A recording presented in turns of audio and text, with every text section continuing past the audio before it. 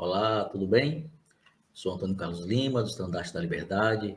Estou aqui em mais um Evangelho em Foco para conversar sobre um novo ponto da doutrina do Evangelho de Jesus Cristo.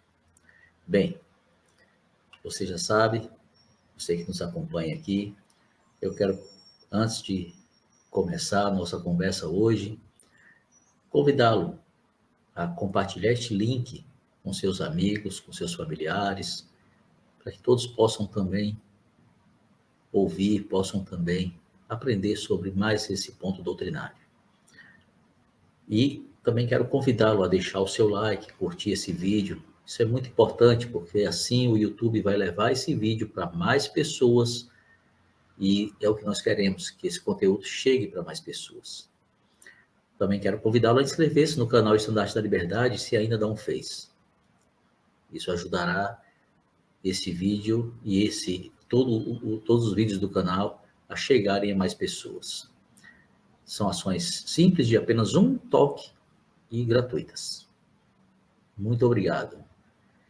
Bem, hoje eu quero começar fazendo uma afirmação. Você é o retrato da sua fé. No Gênesis, lemos: E disse Deus, façamos o homem à nossa imagem, conforme a nossa semelhança. E criou Deus o homem à sua imagem, a imagem de Deus o criou. Por meio dessa e de outras escrituras, sabemos que quem olha para o corpo do homem vê a semelhança da imagem de Deus. Porém, essas escrituras falam de muito mais que a aparência física, muito mais além da aparência física. Em A Família, Proclamação ao Mundo, a primeira presidência e o Quórum dos 12 Apóstolos declararam: cada indivíduo é um filho ou filha gerado em espírito por pais celestiais que o amam e, como tal, possui natureza e destino divinos. Nossa natureza é divina. O presidente John Taylor ensinou: quem é o homem? Ele não é apenas o filho do homem, mas é também o filho de Deus. Ele é um Deus em embrião. Sabemos que devemos honrar nossa herança de semelhança física do Pai Celestial, cuidando e nutrindo nosso corpo, respeitando-o como a um templo. Mas e quanto à nossa herança espiritual? Como podemos desenvolver nosso potencial divino? Entre os muitos princípios, leis e convênios presentes na doutrina do Evangelho, um deles é, em especial, essencial nesse processo e define o quanto somos semelhantes ao nosso Criador: a fé. Cada um é o retrato de sua própria fé. E isso diz o quanto temos progredido para que possamos um dia nos tornar a plena imagem espiritual de Deus. Há muitas definições para a fé. No Guia para o Estudo das Escrituras, aprendemos que fé é ter confiança em alguma coisa ou em alguém. Embora a fé possa ser depositada em qualquer coisa ou pessoa, para levar à salvação, a fé deve ser centralizada em Jesus Cristo. Sendo o primeiro princípio do Evangelho, a fé tem o poder de desanuviar o conhecimento das verdades eternas e, assim, nos capacitar a fazermos o que é a vontade do Senhor. O Elder Bruce R. McConkie ensinou que a fé é um dom de Deus concedido como recompensa pela retidão pessoal. Sempre é concedida quando a retidão está presente. E quanto maior for a obediência às leis de Deus, maior será a investidura de fé, concluiu o Elder McConkie. Assim como a fé é aumentada com o aumento da retidão, O contrário também é verdadeiro, pois a iniquidade diminui a fé. Mas que tamanho a fé precisa ter para produzir milagres? O Salvador Jesus Cristo disse que para quem tenha fé como um grão de mostarda, nada é impossível.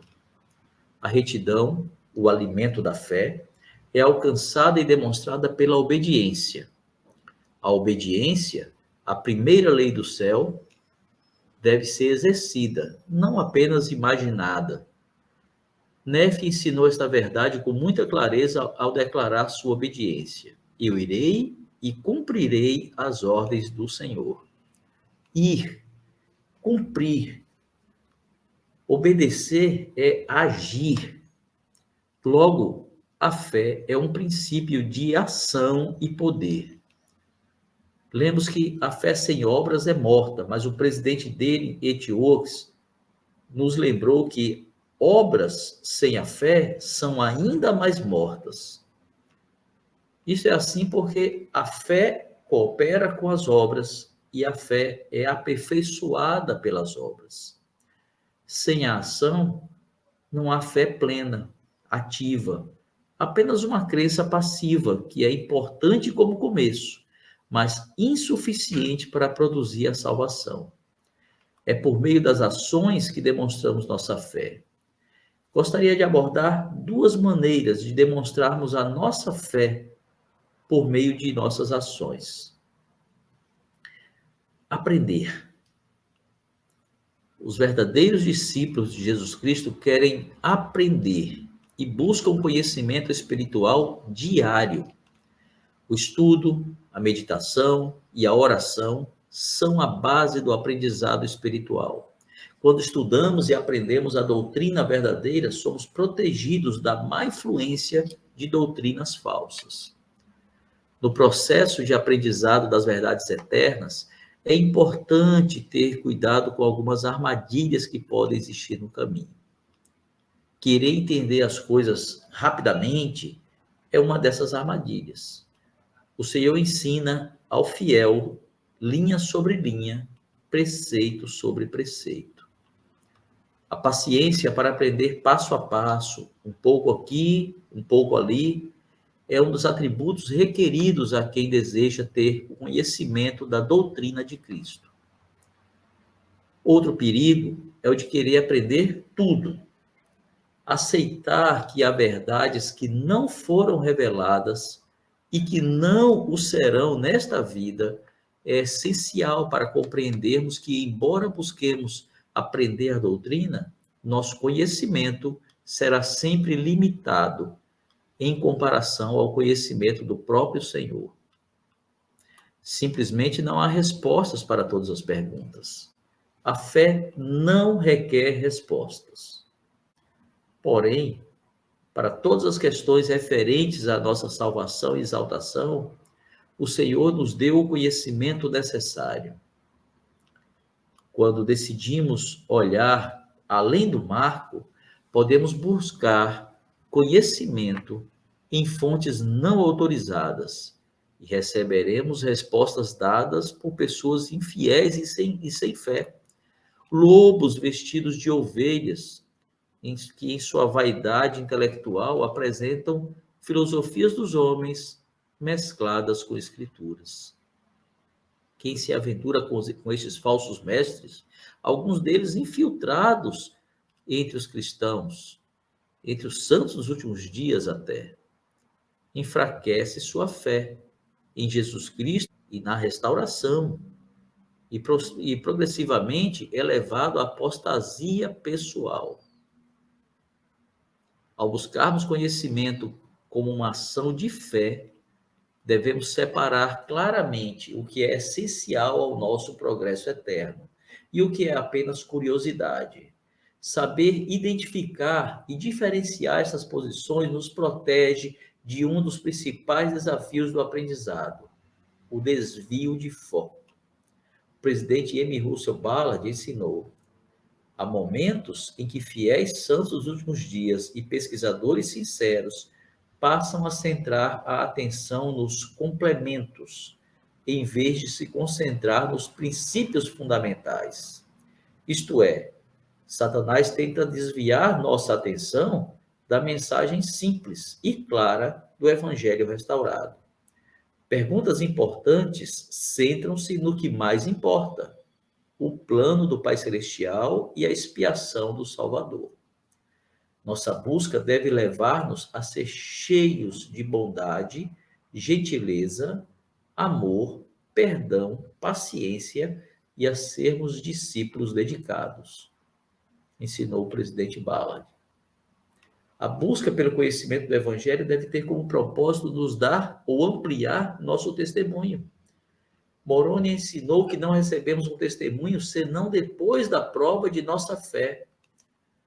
Quando estamos focados em fazer a vontade do Senhor, é bom sermos instruídos, mas quando queremos o conhecimento pelo conhecimento, ele se torna insensatez e não nos traz proveito. Servir. O presidente Joseph Fielding Smith ensinou: se quisermos uma fé viva, permanente, devemos ser ativos na execução de todo o dever como membros desta igreja. Às vezes, parece que a tarefa do serviço na igreja é demasiado grande para a nossa capacidade. O elder Wilford W. Anderson, dos 70, explicou que parece haver 2 níveis distintos de fé. O primeiro nível é a fé para tentar, a fé para lançar nossa foice. O segundo nível é a fé para realizar.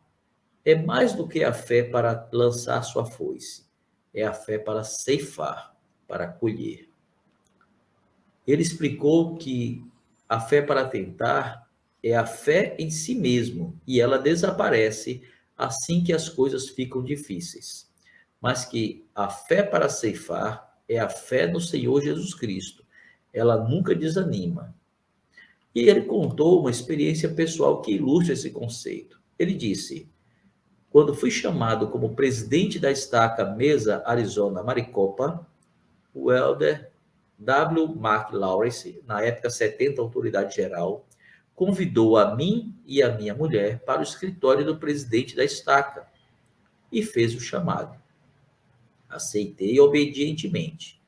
Em seguida, ele nos convidou para entrar na sala do Sumo Conselho e, em espírito de oração, refletir sobre alguns homens para recomendar como meus conselheiros. Quando entrei na sala, vi as fotos de todos os presidentes que anteriormente haviam servido na estaca desde que foi organizada e fiquei desanimado. Eles foram grandes líderes, tanto da igreja quanto da comunidade. Olhei para minha mulher e disse: Kathleen, acho que não consigo fazer isso. Não estou no nível deles. Ela disse: bem, não diga isso para mim. É melhor falar com o elder Lawrence. Para minha surpresa, quando lhe disse que achava que não poderia realizar o chamado, o elder Lawrence respondeu: bem, suponho que você esteja certo. Mas em seguida ele disse: você não pode realizá-lo, irmão Anderson, mas o Senhor pode. Ele tem o poder de realizar o trabalho dele. E se você for digno de trabalhar com afinco, ele o realizará. Você vai ver. E foi o que ele fez, concluiu o elder Anderson. No serviço do reino, é importante saber que o Senhor não nos chama por causa da nossa capacidade, mas por causa da sua capacidade. Compreender isto é sabedoria. Aceitar isto é humildade. Em alguns momentos, no serviço ao Senhor, seremos confrontados com desafios que poderão parecer intransponíveis. Não importa a natureza ou tamanho do desafio, ele não tem o poder de nos impedir de servir. E não podemos esmorecer por causa dele. Apenas poucas horas antes da grande agonia no Getsemane, da prisão injusta, da tortura, da humilhação pública e da morte na cruz, Jesus Cristo, ciente do que aconteceria, manteve-se focado em sua obra e pacientemente serviu, ensinando, lavando os pés dos apóstolos e lhes administrando o sacramento. Sua fé no Pai Celestial estava acima dos desafios que tinha à frente, e ele demonstrou isso por suas ações. Ao falarmos sobre nossos deveres como membros da igreja, logo pensamos no serviço realizado em nossos chamados eclesiásticos e esquecemos do mais importante chamado que recebemos nesta vida: edificar uma família para o Senhor. O presidente James E. Faust falou sobre essa responsabilidade de serviço. Ele disse: ser pai ou mãe não é somente um grande desafio, um chamado divino e uma realização que requer consagração. Certamente não há trabalho mais importante a ser feito neste mundo do que preparar nossos filhos para serem tementes a Deus, felizes, honrados e produtivos. O ensino, a educação e o treinamento de filhos exigem mais inteligência, compreensão intuitiva, humildade, força, sabedoria, espiritualidade, perseverança e trabalho árduo do que qualquer outro desafio na vida, ensinou o presidente Faust. E o presidente David L. McKay declarou que ser pais é a maior prova de confiança que foi dada ao ser humano. Os chamados divinos da paternidade e da maternidade requerem fé. O exercício da paternidade e da maternidade, de acordo com o plano de Deus para seus filhos, é a demonstração dessa fé. O elder Neil L. Anderson, dos 12, disse que o futuro de nossa fé não é obra do acaso, é uma escolha. Assim, o retrato de nossa fé, ou a nossa imagem espiritual de Deus em nós, é o resultado de nossa escolha pessoal. Felizmente, nossa pintura é uma obra em permanente aperfeiçoamento. Que possamos, com coragem, demonstrar nossa fé por meio de nossas ações, aprendendo e servindo. Essa é a mensagem de hoje. Quero mais uma vez convidá-los a compartilhar essa mensagem com seus amigos, com seus familiares. Muito obrigado por ter estado aqui e até a próxima quinta-feira, às 20 horas, para mais um Evangelho em Foco. E não esqueça, todo o texto, com todas as referências de escrituras, de citações desta mensagem, estão publicados no blog Estandarte da Liberdade. O link está aqui na descrição do vídeo. Acompanha lá, lê. Tchau. Até a próxima quinta-feira, às 20 horas.